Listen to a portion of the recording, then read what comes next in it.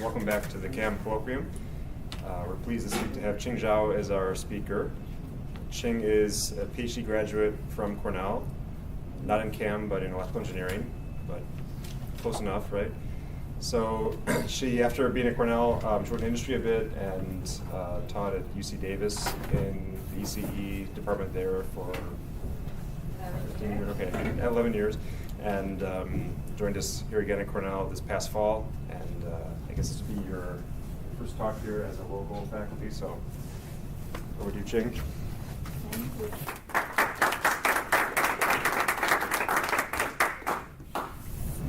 So when Aaron asked me to whether I can give a talk at the CAM Colloquium, so I agreed without much thinking. So just a talk, and I've given talks before. And then I received an email from Jennifer, the event coordinator, regarding the logistics. And in the email, there's a paragraph like this. Please give a talk that will be accessible to a wide spectrum of graduate students, including those working in different parts of applied math. And then it went down to suggest the following. If you haven't, our faculty suggests you read John E. McCarthy's How to Give a Good Colloquium. So I actually made a mistake of clicking the link and reading the article. And after reading the article, I was completely stressed out. I realized I didn't know a thing about how to give a good colloquium. And I will give a few rules specified in this article that I find most relevant to me, and I'll tell you whether I succeeded in following them. So rule number 1, don't be intimidated by the audience. And the author went on to explain what that means. It says, just because Aaron Wagner is in the audience does not mean you have to aim the lecture at him. Okay, so I think I successfully followed this rule, so I will completely ignore Aaron here. Actually, I'm giving a talk that Aaron has already heard. So I'll make sure Aaron, who is actually sponsoring my field membership for CAM, will be completely bored by this talk. And the next set of rules I followed faithfully. Rule number 3, the first 20 minutes should be completely understandable to graduate students. Rule number 4, carry everyone along for the rest of the talk. And the author emphasized everyone, including a student that is alert but not brilliant. I guess he hasn't met our Cornell students here. Question? What was number 2? Rule number 2 is don't try to impress the audience with your brilliance, which I have long given up on that, so that's not relevant to me. And I guess at the end of the talk, you will let me know whether I succeeded in following these 2 rules. And the next rule, I can tell you up front that I failed. And the next rule really came as a surprise to me.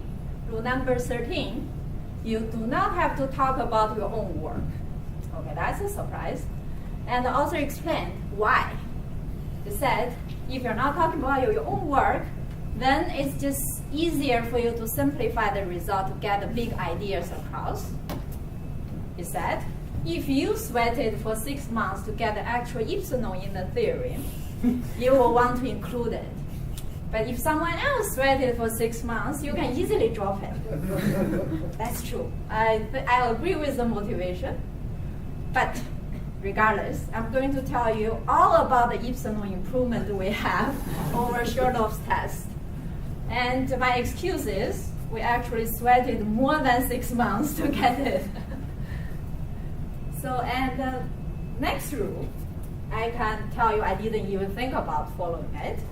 It says, don't use an overhead projector, use a blackboard. I can imagine giving a talk using a blackboard, especially when I rely on simulation results to show you our epsilon improvement. If I just draw by hand the simulation result on the blackboard, I think you will find it just a little bit less convincing. Okay, so let's start. And I will try to carry everyone along. But I apologize to some of you, Aaron here, who will find the talk completely boring. Okay, so let's start. So this talk is about inference or hypothesis testing. Let's start with the simplest possible hypothesis testing problem we can have.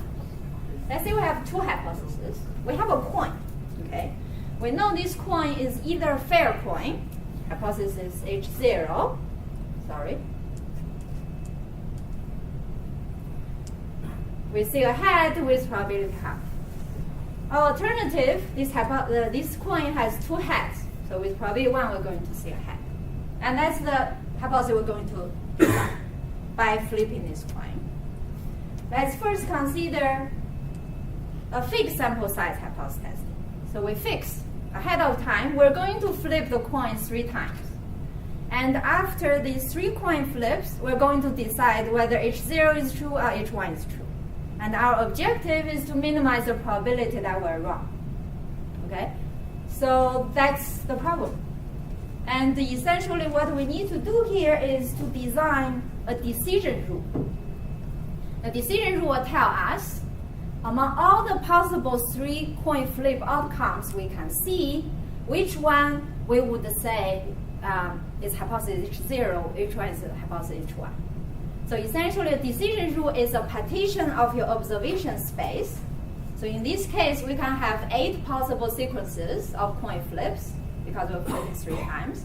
And we are going to partition these 8 possible outcomes into 2 sets. One set we're going to say is a fair coin. The other one we're going to say is a 2-headed coin. So for this problem, if you want to minimize probability of error, what would be the decision rule? Not simple enough. Come on, someone. Doesn't it run the prior? If you see Prior that- equally likely. Oh. Very If good you question. see head every Assume time- it's equally likely. If you see head every time, then it must be H1. And the rest are And the clearly rest H0. must be Okay, so that's it. So the partition is any outcome that contains a tail, we're going to say it's H0, fair coin. If we see all 3 heads, clearly it's more likely to be a 2-headed coin. Okay, so if you do that, the probability of error we will get is 1/16, because the only time we're going to make a mistake is the true hypothesis H0 is a fair coin, and our outcome is 3 heads. Okay, so this is just 1/16 with equal prior. Because, yeah. So now let's see if we consider a sequential setting. What that means is we're not going to fix the number of coin flips ahead of time. We're going to flip it one at a time, and based on the outcome, we want to decide which hypothesis is true as quickly as possible. So our objective now is to minimize the expected number of coin flips we need to reach a probability of error that's smaller or equal than 1/16. That's the problem. And the test here essentially now has 2 components. It includes, besides a decision rule, we need a stopping rule that tells us when to stop, whether you have seen enough. And if you stop, what is the decision rule? Based on what you have seen now, you need to decide whether it's H0 or H1. Yes? Why isn't it 1/8? What is? Probability you see 3 heads is 1/8. But there's a probability that the true hypothesis is H0. That's another 1/2. Because we'll only make mistake if the true hypothesis is a fair coin, and then we see all head. Am I correct? Hope I didn't make mistake here. So there is an underlying assumption that whoever hands us the coin is equally likely to Yes, give us so I 1 assume or here the prior is no. You know the prior is half happened. Okay. So now, what would be the best way? What would be the optimal way? Throw 4 times, and if we see 4 heads, then then we say it's H1. Your stopping rule is you're going to flip 4 times. Yeah. Ahead of time, you already know you're going to flip 4 times. So your Uh, expected okay, so if N we will be see 4. if we see the tail, then we stop. If we don't see the tail, we continue until four times. Why 4? Yeah, because it's 1/16, I guess. We can be equal to 1/16. And that will be achieved if you see 3 heads. We already have it, right? So, okay, that's correct. It's very clear. The optimal rule is very intuitive. We're going to stop when they say a tail, for sure, because we say a tail, we already know it must be a fair point. And if we don't, we continue when we see 3 heads. We know at this point, the likelihood that we're going to see 3 heads from a fair coin is below 1/16. So if we now decide it's a 2-headed coin, our probability of mistake will just be 1/16. So we achieve this constraint and we minimize the expected number of samples we need. So if you calculate this, it won't be too surprised. The expected number of samples will be smaller than 3. So we achieve the same reliability constraint with a smaller number of samples. Very intuitive. And the idea here is because once you see a tail, there's no need to flip more. You know your decision already without seeing the remaining ones. Even assume you are going to make a decision based on 3 coin flips. But any outcome that starts with a tail must belong to the same decision region. You are going to make the same decision that this coin is a fair coin without knowing the remaining one, because no matter what the remaining outcomes are, you're going to make the same decision under the most powerful detection under the fixed size case. And that's precisely the observation motivated the study of sequential hypothesis testing in the early 1940s. It's because when you do fixed size hypothesis testing, if you look at the optimal decision rule, it's possible there's a sequence of observations with the same prefix, they all belong to the same decision region. That means once you see that prefix without knowing the remaining one, no matter what the remaining ones are, you're going to make the same decision. Then you don't have to wait until you see them and then make the decision. You already know you're going to make that decision. Even though that decision in general may not be a tail, which is so that definitively telling you it's a fair coin. But in general, that's the reason. And what we see here, you can see what I plot here. The x-axis is the reliability constraint. It's the maximum probability of error you are allowed. Y-axis is the percentage of reduction in the number of samples we need compared with the fixed sample size problem. And if the probability of error constraint becomes more and more strict, going to 0, the reduction becomes more. We actually reduce in the limit of 50% of number of samples. And why the constraint becomes more strict, we can reduce more. Because in a fixed sample size, if you want a very small probability, you have to guard against the case that you are seeing a long string of edge. You have to wait for a long string of edge to reach that. The probability constraint is actually 1/n+1. And here, you could see a t, the tail at the beginning. So you can actually reduce a lot compared to that. So this is the basics going from fixed sample size to sequential hypothesis testing. The entire development of sequential hypothesis testing is based on a very simple observation that in your decision, optimal decision for fixed sample size hypothesis testing, it's possible for among the possible observation sequences you have, all the sequences with a certain same prefix belong to the same decision region. So then you can make a decision early before you reach the end. So now let's make the problem just a little bit more complex. Now instead of 1 coin, we have 2 coins. And you know one of them is fair, the other is 2-headed. You just don't know which is which. Okay? Still binary hypothesis. H0, coin A is fair, coin B is 2-headed. H1, coin B is fair, coin A is 2-headed. So now we want to decide between these two. Okay?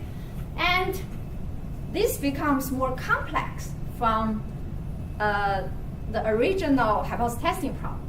The reason here is now there is a control aspect here. So each time when you want to distinguish whether coin A is fair or coin B is fair, you can choose which coin to flip. You can either flip coin A or flip coin B. And you can change your mind after you see the outcome of the previous coin flips. So this is the concept called active hypothesis testing. What that means is, at each time, rather than the classic case, the passive case, you are just given the sample. Now, the decision maker is taking an active role of choosing where you are going to take the next sample, where you think that you will get the next sample that's most informative for you to infer the true hypothesis. So we can also have a fixed sample size setting and a sequential setting. Let's consider first the fixed sample size setting. You fix ahead of time, I'm only allowed to flip the 3 times, but I can choose which coin to flip during the process, but total only 3 times. And my objective is to minimize the probability of error after 3 coin flips. And here, a test includes not only a decision rule after you see 3 coin flips, but also a selection rule. Because at each time for these 3 coin flips, you need to decide which coin you're going to flip. And you are doing that adaptively based on what you have seen so far. So that's the problem. Let's see, for this problem, what does your intuition tell you? Let's just think about the first coin flip, okay? First coin flip, which one are you going to flip? Either one. Either one. The problem is completely symmetric. The first coin you flip anyone. And if you see a tail, done. You know which one is fair, which one is too heavy. So what if you see a head? Let's consider this scenario. Let's suppose we first flip the coin A and then we see a head. Okay? Now, based on this information, we start with equal prior again. So each coin is equally likely to be the two-headed one, which is the abnormal one. And after we see a head from coin A, then our assessment on which coin is more likely to be two-headed will be different. So which one now is more likely to be two-headed? It will be coin A, because it gives us a head. If you compute the a posterior probability that coin A is actually fair, now it becomes only 1/3. Coin B becomes 2/3 to be the one that's two-headed. Now, probably is no longer symmetric. Which one you want to flip? That will help you to minimize the probability of error after you see 3 coin flips. Do we want to flip the coin now is more likely to be two-headed, that's coin A, or more likely to be a fair, which would be more likely to give us a tail? Fair one? Fair one? Well, my students, they're cheating because this was one of the exam problems. Actually, intuition seems to say flipping the fair coin, which is more likely to give us a tail, will be more informative, because tail will tell us immediately which one is fair. But actually, for this problem, it's the opposite.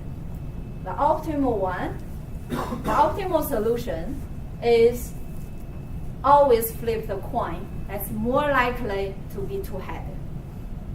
Just keep flipping that coin until the end. If you have seen head all through, you are going to declare that coin to be two-headed. Of course, if you see a tail, end of the problem. And that's optimal. And we have shown that no matter how many coins you have, only one of them is two-headed, the abnormal one. No matter how much n, the number of samples you have. That's essentially the result. Now let's consider a sequential version. Now we're not going to prefix number of coin flips. And our objective now is different. We're going to minimize the expected number of coin flips we need to reach a probability of error of 1/16.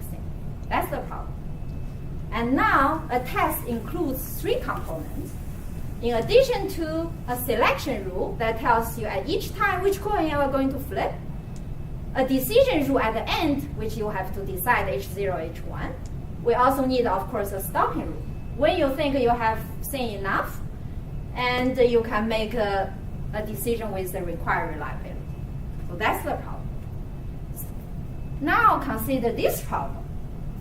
What do you think you should be doing? Do you want to flip the coin that's more likely to be fair, or you want to flip the coin that's more likely to be two-headed one?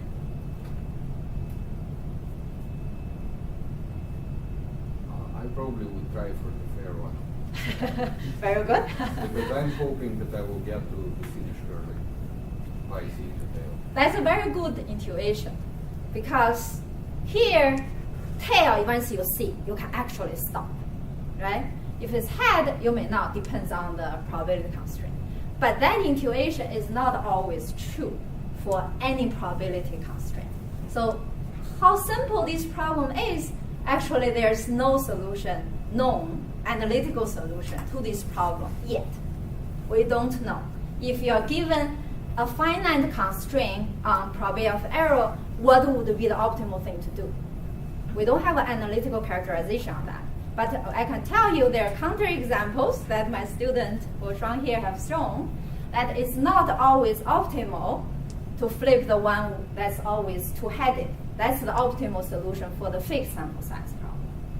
But what we will show in this talk is try to solve this problem. This is actually the so-called sequential design of experiments, first studied by Chernoff in 1959.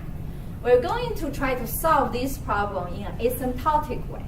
So asymptotic means the probability of error constraint is going to 0. That means you are allowed to make error with smaller and smaller probability.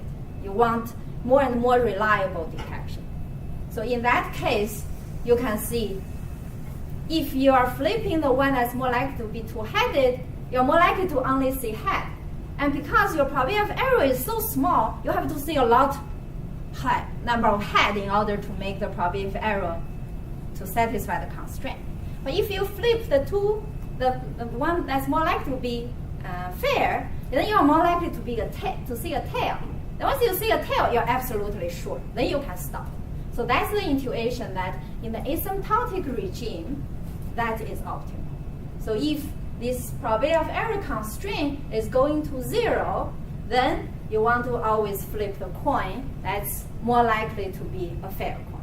And that's what we're going to show in this talk, but we're going to show it for a more general version where you have any number of coins. One of them is two-headed, that's the anomaly one, or a k of them are two-headed, and actually may not be coins. The distribution can be arbitrary distribution rather than this Bernoulli distribution we have. That's the problem we're going to solve. Yes? So even in this simple example, if your constraint is strict enough, it's a tiny enough number, then my strategy is to go for the one which I believe to be more likely to be fair. Yes. That's asymptotically optimal. Which one, and I keep seeing the sequence of H's, I'm just unlucky.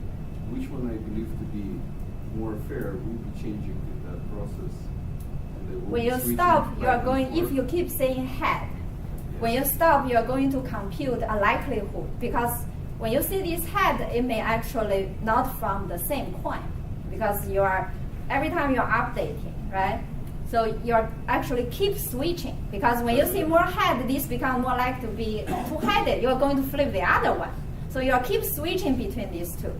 So once you decide you have enough, what you're doing is you're calculating the likelihood using all your observations to see which one is more likely to be the fair one, which one is more likely to be two-headed. We actually will talk more, because this is the problem we're solving by in a more general version with arbitrary distribution, arbitrary number of coins, arbitrary number of normal ones.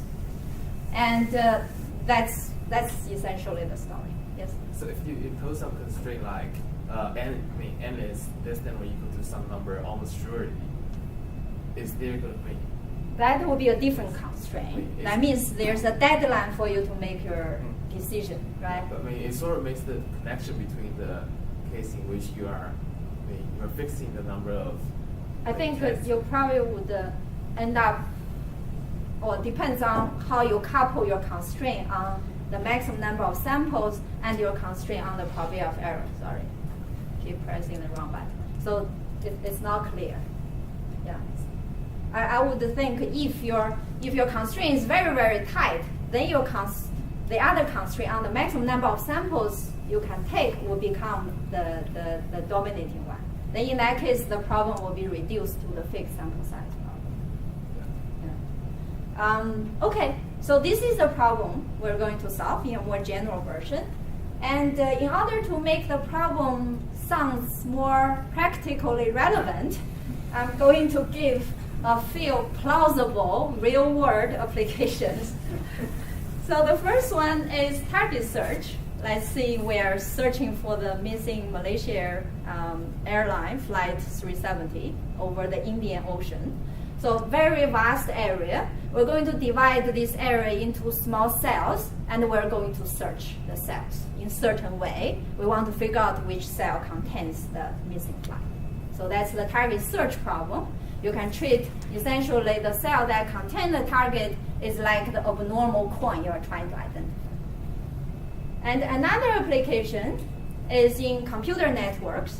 If there's an intrusion detected into a large computer network, but you don't know which components, multiple of them, could be infected. So then how do you probe them to figure out who are the affected ones? So those affected ones are anomalies, just like the two-headed coins. Another one, maybe if you have a new product, you want to find a relevant website to post ads, and you don't know which website has the audience that's most interested in your product. So this could be plausibly formulated as the searching for the rare problem. So what we're considering here is you have a large number of hypotheses, and only a few of them are of interest to you. How do you search for them as quickly as possible? So the problem is the following, very similar to the coin problem we have. So we have a large number M of cells. If you consider coin, these are the number of coins we have. And a small number of them, L, contains the target. So this L, you can treat this as the two-headed coins. And without loss of generality, I will consider L equal to 1, but the result applies to the general case. And then each time you can choose K cells to probe simultaneously, which means you can choose K coins to flip. And we can just consider K equal to 1. But it doesn't change much if you consider general case. And what's our observation if we probe a particular cell? If you probe a cell, if this cell indeed contains a target, then you have distribution, your observation distribution G. So this will be like the two-headed coin, the distribution G in that case will just be deterministically give you a head. And if the cell is empty, like the fair coin, then your distribution will come from F.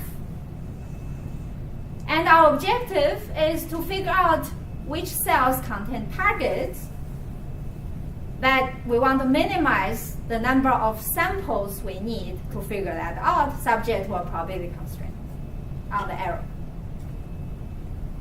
Sorry, I'm a little lost about why G would be considered deterministic in this case and major. No. This is arbitrary distribution G. I'm saying if you apply this to the coin flip problem, because our target in that case is the two-headed coin.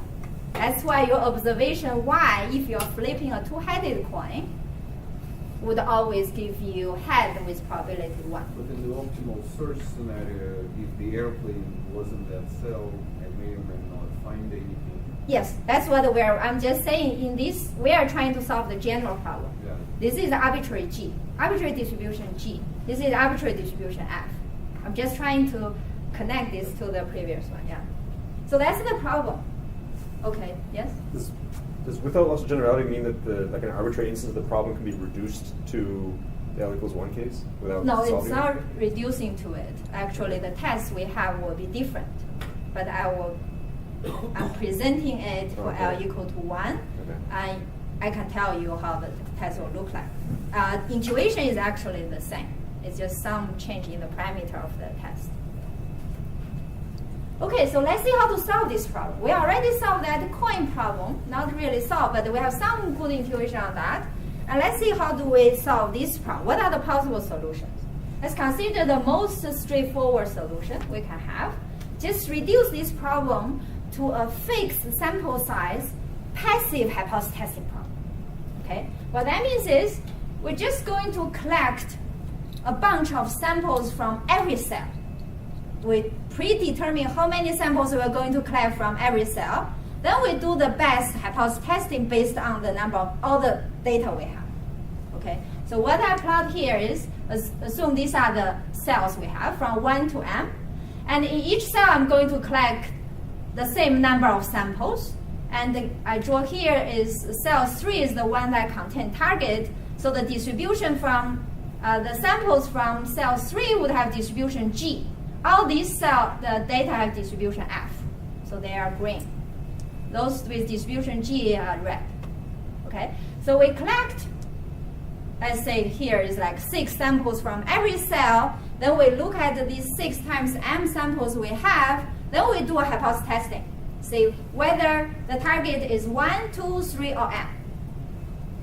Okay? So if we do that, you can plot the performance of this strategy as this is the probability of error of making a mistake. This is the expected number of n's we need.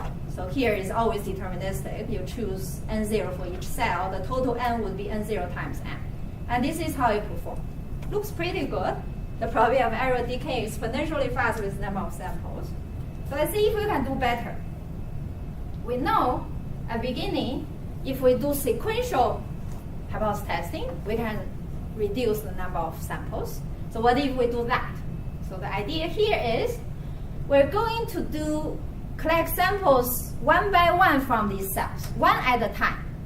And when we are collecting sample from cell 1, we're going to draw samples also one at a time. Okay? So I first start from cell 1. I collect samples one by one. I look at the samples and see whether I'm reasonably sure whether this cell has target or not. If this one has target, I'm done. Okay, I declare this is the one with target. If it's not, then I forget about this cell. I know this one is most likely doesn't have target. I move to cell 2. Then I do the same thing on cell 2. So that's the sequential idea. So this is the performance. Significant improvement over the fixed sample size problem.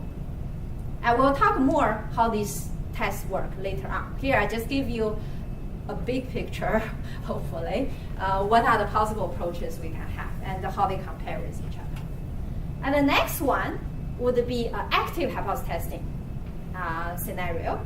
Because what we are doing here, although every cell we are drawing in a sequential way, trying to use in the best way what we have seen so far to decide whether you want more samples, but we are not designing the order of searching over these m cells. We're just looking at them one by one. So the active learning approach would be, at each time, based on what you have seen so far, you decide which cell you want to probe next. It can be anyone. And whether you have seen enough, whether you want to stop, and if stop, which one is the target. So this is the active hypothesis testing problem. And as we said, Chernoff solved this problem in a more general setting in 1959. So if we just apply Chernoff's test, which I will explain later, and the performance will be like this, is this black curve. So if we go in that way, is better because we achieve the same probability of error with a smaller number of samples. So this is Chernoff's test. We will explain that later. And then, yes? So I didn't get the difference between sequential testing and this active learning. So for sequential, you test one by one, and you decide which one to test, or you just fix it and. The sequential one is the following. The sequential one is always searching cells in a predetermined order. I see. I'm always searching cell 1 first, but when I try to decide whether cell 1 is the one has target, I do sequential hypothesis testing. Once I know this is target, I stop. I don't have to search because if I know there's only one target. If I know this doesn't have target, then I move on to cell 2. So the searching over cells is predetermined, in a predetermined order. Okay, so for active, at each time, you're completely free to decide from which cell you're going to draw the next sample. But based on what rule? Are you just That's where we're going to talk. Yeah, that's your design. That's your design. So that's what active hypothesis testing is doing. You need a selection rule that tells you, based on what you have seen so far, which cell you are going to probe next. And also a stopping rule to tell you whether you have collected enough. And then if you collect enough, what's your decision rule? The three components, yes? With sequential, once you leave one cell, can you come back to it? No. Okay. Yeah. And once you leave one and draw data from another one, are you allowed to declare an earlier cell as the target? No. So far, the implementation we have, we don't allow that. Okay. So you'd never test the last cell then? You never what? You would never bother to test the last cell, right? Because once you switch to the last cell, you're guaranteed to declare that one, so you never draw samples from it? Well, essentially, you're just facing each cell. You are going to make your final decision. Okay. Uh-huh. So if you think this is target, you don't even search other cells because in this setting there's only one target. Uh-huh. If you now think this is not one with target, you just completely forget about it. You move on to the next. So you may make mistakes. So that's the probability of error. Sure. Yes. So this is active learning. As we said, Chernoff solved this problem in 1959, and this is the performance. So it performs better than the sequential one, which does not have the design of which cell to probe in an adaptive way. So that's Chernoff's test. We'll mention next. And then what's next, of course, is our epsilon improvement. It's this blue curve here. Okay. So that's the epsilon you are seeing here. I will tell you all about how we get that epsilon. But first, let's see whether we can just zoom the figure properly so that the epsilon looks better. Here it is, much better. So this is our epsilon improvement. This is Chernoff's test. This is the sequential one. This is the fixed sample size one. Okay? So, well, if you're a graduate student who have written papers, you know, besides properly zooming the figure, there's another trick you can play to make your epsilon look bigger, which is Percentage? huh? Change the scale. Change the scale is just like zooming the figure. Percentage. Well, that's sort of zooming as well. You look for good scenarios for you. Change the parameters. Okay, so this figure is, this simulation is run for m equal to 10. So you only have 10 steps. What if we're talking about large systems, so we're searching for the rare over a vast ocean. What if I increase m? This is it. Not bad. So m now increased from 20 to 100. And what I plot here is the expected number of samples you need for a given constraint on the probability of error. It's not surprising the number of samples will grow with the hypothesis because you have to figure out among a larger number of possibility where the target is. And this is the Chernoff's test. And this is our epsilon improvement. And you can say they're both growing, but it's actually at different rate. So I can make this epsilon as large as I want, as long as I have the patience of running very large m. So actually at m equal to 100, this improvement is over 60%. Pretty good. Can I ask what happened below 20? So it seems like these two intersect at 20 m equals. Not really intersecting. So, So is it what you bounded? can see, actually this one is for m equal to 10. Okay, we're trying to enlarge the epsilon. We're not trying to reduce it. Don't go that direction. Okay, so this is what we have talked about, the 4 possible solutions from the classic fixed sample size passive hypothesis testing to passive sequential hypothesis testing to active hypothesis testing. And I will explain how these 4 actually work. Okay, so let's consider the first one, fixed sample size. We're going to collect N0 observations from each cell. So for cell M, we have ym1 to ym n0. So total we have m times n0 samples.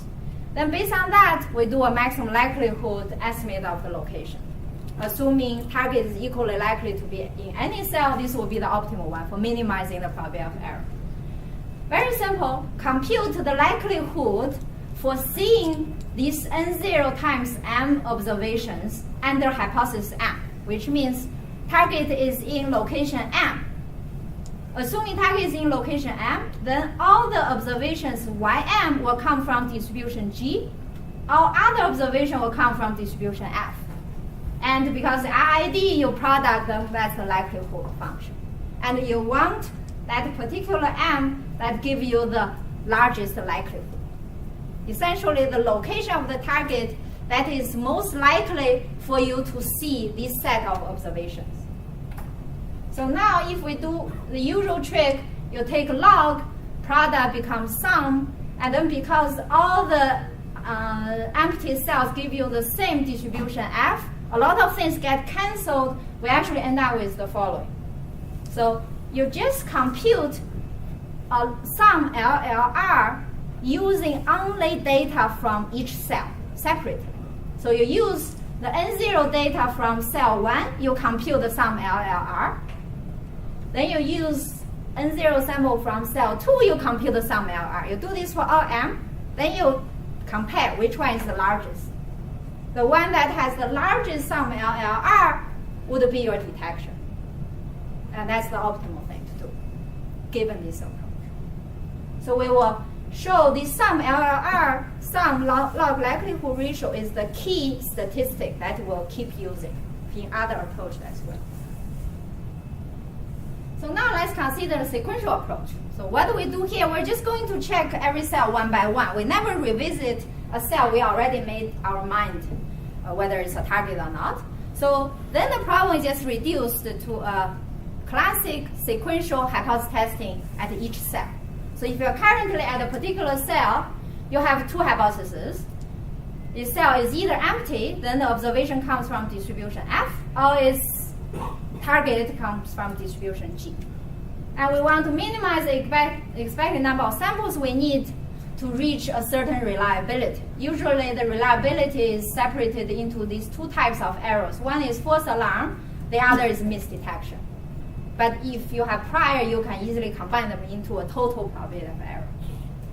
So that's the classic sequential problem, which was studied by Abraham Ward in the early 1940s during Second World War II.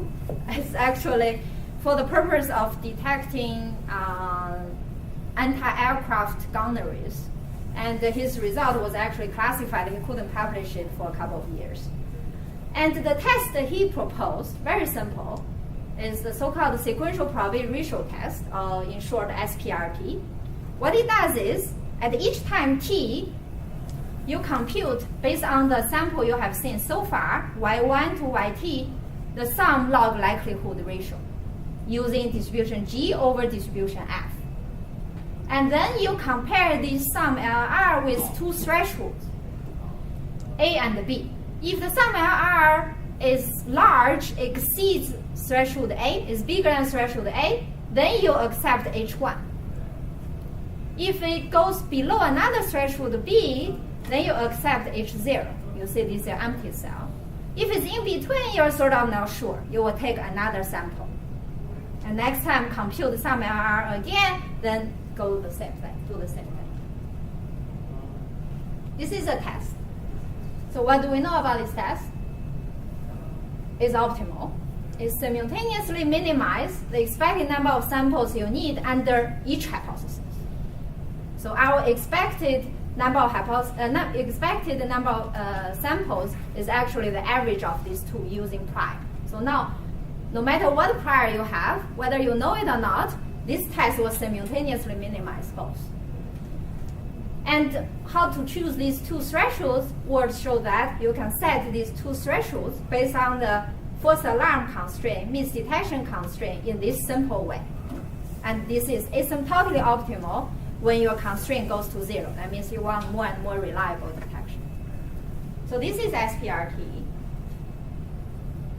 let's give some intuition, say why such a test works. And this test clearly is looking at this statistic. So the sum LLR is the sufficient statistic here. Everything is determined by this. So let's take a look at the trajectory of ST, how ST is changing over time. So if you look at the sum LLR, this is just sum from 1 to t using our current t samples. We calculate the log of G over F, right? You plug in your sample, you will know what's the probability for you to see that sample under G, what's the probability you see that sample under F, you take the ratio. That's what we're doing. And this clearly is a random walk. You can write this sum as the sum LR at the previous time plus the log likelihood ratio of the new samples you just got. And this increment here is random because your sample Y is random. So what is the expected increment we have here? That depends on the distribution of Y, right? Because Y is a random thing here. GF are deterministic function. So if Y is truly coming from distribution G, then the expected value of this will be given by this quantity. So you take expectation over G because Y comes from G. And what is this? This is the so-called Kullback-Leibler divergence between distribution G and distribution F. And this is always a non-negative value. So that means when your Y comes from distribution G, then you have a random walk that has a positive increment. If your Y comes from distribution F, then the expected value essentially is expectation over F. And that is the negative of the KL divergence between F and the G. And this will always be a negative value, a non-positive value. So what this means is the following. If you look at the trajectory of sum LR, it's a random walk. And if Y truly comes from G, that means the current cell is the one with target, then your sum LR would have, on the average, a positive increment. So in general, it's growing. That's why when your sum LR exceeds certain threshold, you can be pretty sure this is the one that contains target. If this Y comes from F, the cell is empty, then the sum LR has a negative slope. So as time goes, if this actually becomes very negative, exceeds another threshold, you can be pretty sure this is empty cell. If it's in between, then you don't know where it's going. Then you take one more sample. So that's the simple intuition behind SPRT. So now let's consider the Chernoff's test. Okay? So here, Chernoff called this sequential design of experiments. So he published a paper in 1959, only assuming binary hypothesis. And his student at the Stanford Applied Math, Bessler, extended the result to a general number of hypotheses in his PhD thesis in 1960. So we will consider the general case. We have M hypothesis, H1 to Hm. We try to infer which one is true. But here we have two possible experiments we can carry out to help us to decide which hypothesis is true. What they consider general number of experiments, I will just assume two, A and B. So if we take experiment A, we will get a random observation Y, which will come from distribution Fia if the hypothesis Hi is true. If we carry out the experiment B for the same hypothesis Fi, you will see a different distribution. So the classic passive hypothesis testing, you only have M distributions, one for each hypothesis, right? Now we have 2 times M possible distributions, one for each pair of hypotheses and the experiments. Is the setting clear? And what do we want? Okay, our objective is trying to figure out which hypothesis is true by selecting at each time which experiment you want to carry out. And you want to minimize the number of samples you need to reach a reliable detection. So that's the problem. So you need, again, a selection rule that tells you at each time, based on what you have seen so far, which experiment you want to use to draw the next sample, if you are going to draw the next sample. Or a stopping rule that tells you when to stop. And the decision rule that tells you if you stop, how do you decide which hypothesis is true? And Chernoff solved the problem by giving this particular test. Well, he didn't solve the problem completely. This actually problem is still open. He solved the problem by giving an asymptotically optimal test when you want the reliability become like arbitrarily reliable detection. So probability of error has to go to 0. So this is a Chernoff test. So at each time t, based on what you have seen so far, you first obtain a maximum likelihood estimate of the true hypothesis, which is simple. You just use, you know what experiment you have carried in each time and what observation you have seen. Then you can compute the likelihood function for each hypothesis. You pick the largest one. That's your ML estimate of the true hypothesis at the current time. Okay? And then you first decide whether you want to stop. How do you know whether it's good enough? You compare the likelihood ratio of the largest likelihood ratio, which is your ML estimate, to its closest alternative. So if the difference between the closest alternative is large enough, then you can stop. That means you're pretty sure your maximum likelihood estimate is accurate one, because all the other ones look very different from this one. So that's the stopping rule. If we're not stopping, if this hasn't exceeded the threshold, then we will carry out an experiment by, how do we choose the experiment? We will choose the experiment in a randomized way. So Chernoff test is a randomized test. So it does not tell you exactly to choose experiment A now or B now. It tells you choose experiment A with probability Q star. Of course, choose experiment B with probability 1 minus Q star. And how do we compute Q star? Q star is given by solving this following max-min problem. Okay, it looks a little bit complicated. Let me explain. It's actually quite intuitive. Okay, so this is Q star. This is what we want to minimize, max-min. So the max is over all the Qs you can choose from 0 to 1. The minimum is over all the possible hypotheses except your ML estimate. Okay. Let's first consider we fix a Q and consider our ML estimate is just hypothesis 1, H1. We have 4 hypotheses here. H1 current time is our ML estimate as the most likely hypothesis.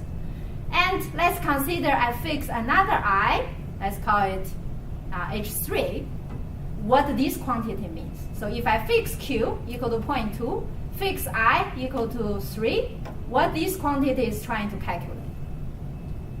It's calculating, because with Q, we're going to choose experiment A. Then the KL divergence between our ML hypothesis, ML estimate, M hat, which is 1, and this H3 we are currently considering. And if with 1 minus Q, we are going to use experiment B, then the distance between M hat and H3 would be this one. Because under different experiments, we're going to have different observations. So this is just the average distance between your ML estimate and another hypothesis. Average, assuming you are going to carry out experiment A using probability Q. So if you fix Q, you can compute this average KL divergence from your ML estimate to every other hypothesis, right? And how good this Q is will be measured by the smallest such distance. And you want to choose your Q to maximize the minimum distance. Essentially, you want to choose the Q to guard against the closest alternative you could have. So that's the other case. If you choose Q equal to 0.8, then everything changes here because you're averaging them differently. Then the minimum distance now becomes from the ML estimate to H4. And this Q would be better because this minimum distance is bigger than that. And what you need is to find a Q that maximizes. So that's the Chernoff test. Now let's see why our problem is a special case of sequential design of experiments that Chernoff studied. Original Chernoff has an arbitrary number of hypotheses. We have M hypothesis. That's the number of cells we have. And Chernoff has an arbitrary number of experiments. And under each experiment, each hypothesis has an arbitrary distribution. But what we have here is we have M possible experiments because the action we can choose is which cell to probe. And there are M cells. So that's the action we have. We have M possible actions. And what's the distribution of the observation? Y would come from distribution F if our action, we are searching cell J, does not equal to the true hypothesis. If our action equal to the true hypothesis, then we are going to have distribution G because we are searching the one with target. So you can see the observation, again, depends on both the hypothesis, which hypothesis is true, and the experiment you are choosing, just like here. But this dependency has structure in it. So it's a special case of that. But if it's a special case, we can directly apply Chernoff's test. And that's this curve we show here, and this one here. And next, I'm just going to tell you how to get that epsilon. If we have time. I'll just go through quickly. Actually, we're running out of time. So the basic idea is, again, we're looking at some LLR. So at a particular time t, let's say we have 4 cells. So these are the sum LRs at time t we see. So from one cell, we collected more data, and the sum LR is like here. This is a trajectory. These are the 3 from another 3. So because here, if you only have one target, most likely the one with target would have a sum LR that has a positive increment. The slope is DGF, as we explained earlier. The other 3 would have a negative slope, negative DFG. Okay? So now if you look at this, first consider whether you can stop.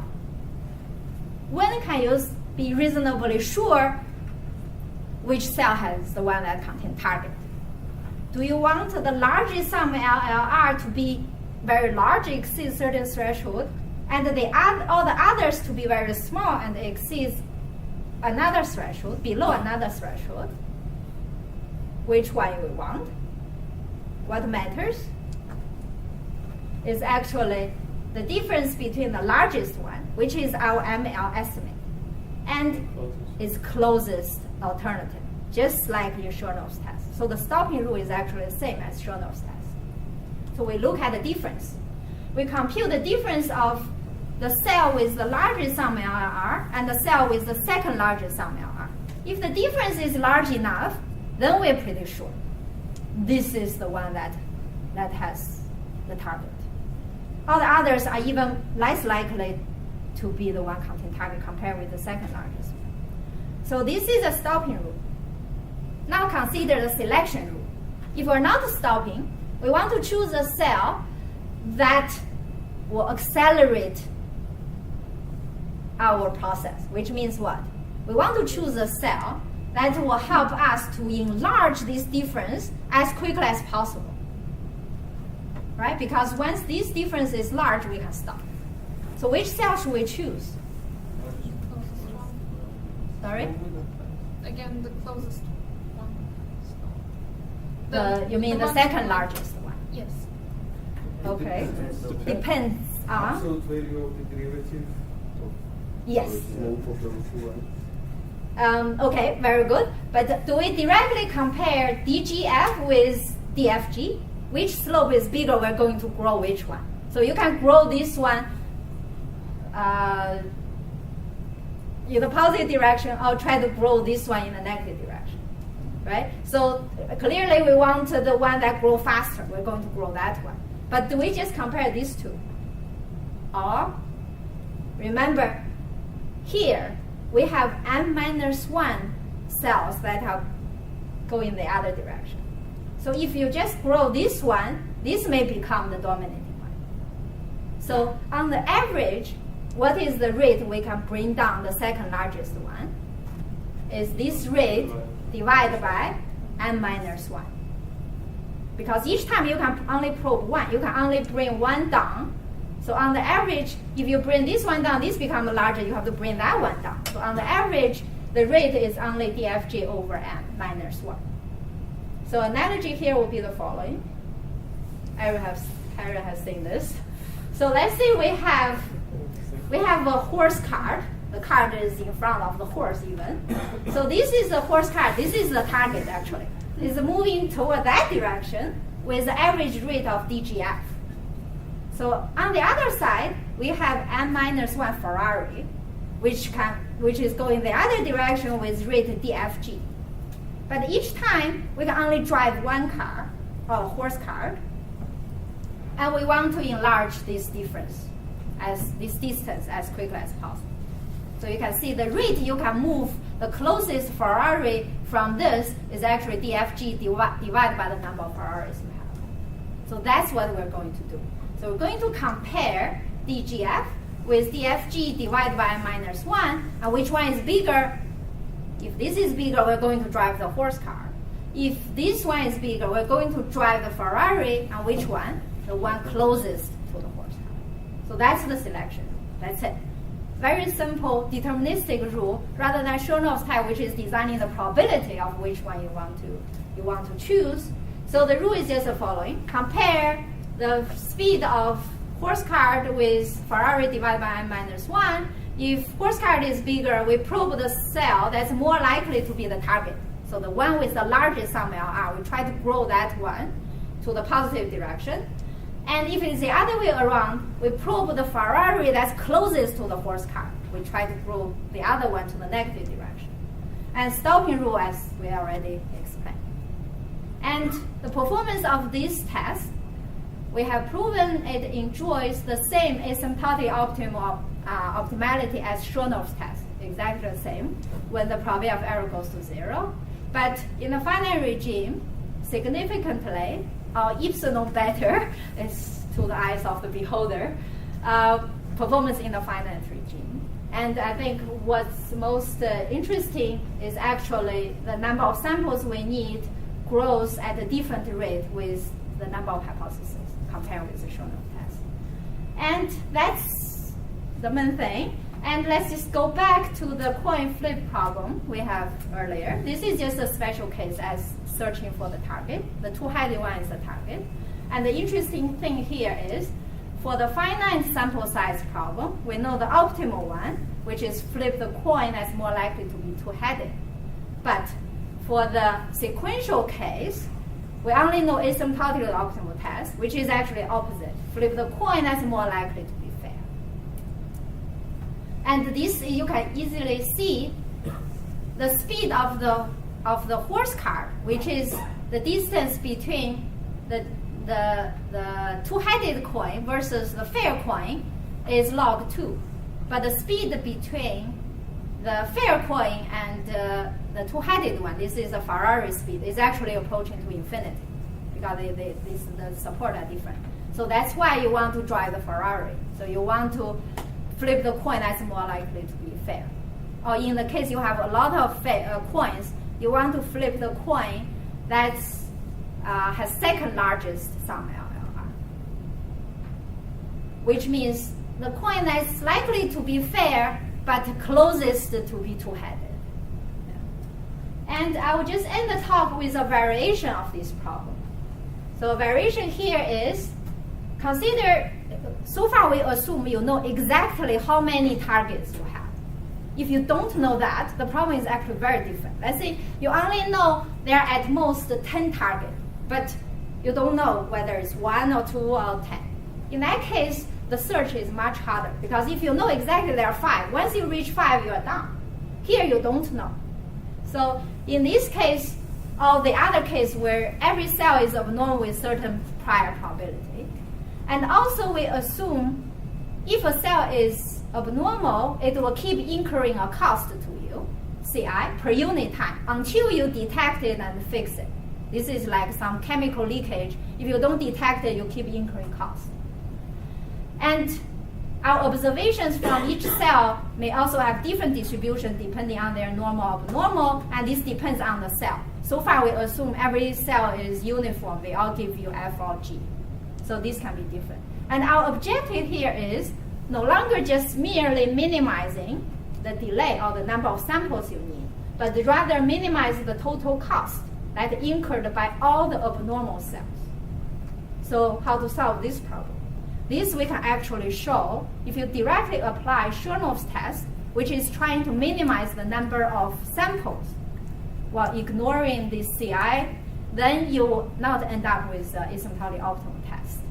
And we have an asymptotic optimal test. The interesting thing here is when you try to decide which cell to probe, when you prioritize them, you have, of course, intuitively, you want to probe a cell that's more likely to be abnormal based on the prior, based on what you have seen so far. Because if you identify abnormal one, you can fix it, then the cost will stop. You will stop incurring cost. But at the same time, you want to probe a cell that has higher cost when it's abnormal. Very intuitive, because you want to stop that cost first. But at the same time, this may not be that obvious, is you want to prioritize a cell that is easier for you to detect. Because if a cell with these two distributions are very close, that will take a lot of samples for you to figure out whether this cell is abnormal or not.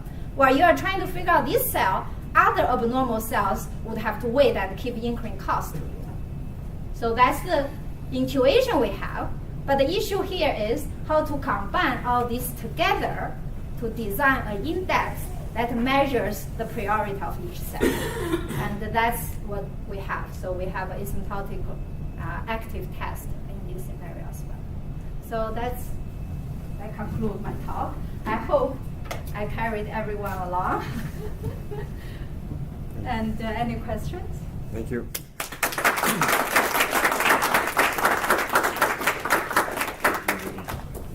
Go ahead.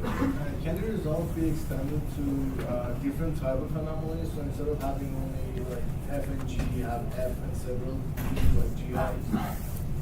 You mean no longer binary whether it's target or that? I actually cannot say. Might be, but in that case, I don't know what we're detecting. Essentially, not only detecting whether this is a target, but also what type of target this is. Yeah, that I actually don't know. Good question. Yeah.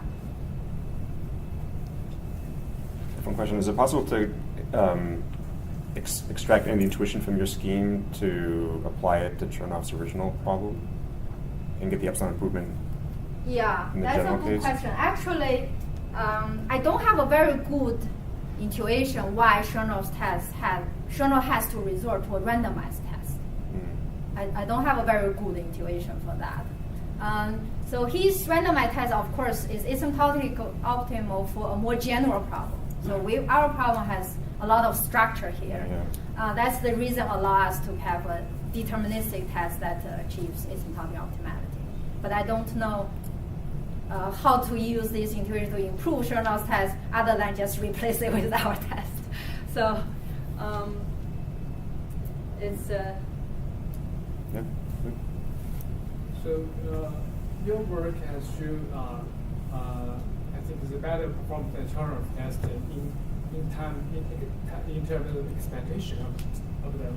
And so what is the result of the variance if we think look at the time in moment greater than 1?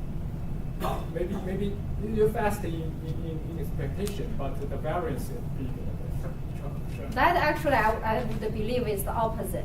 The reason is the following: because our test is deterministic, so it actually has less randomness that you have to average over. Your Chernoff's test is random, so each time your action is choosing based on a probability. So you can imagine the performance based on a single sample pass would have a higher variation. That's what my intuition says. But perhaps a different version of this is whether or not there is a risk sensitive.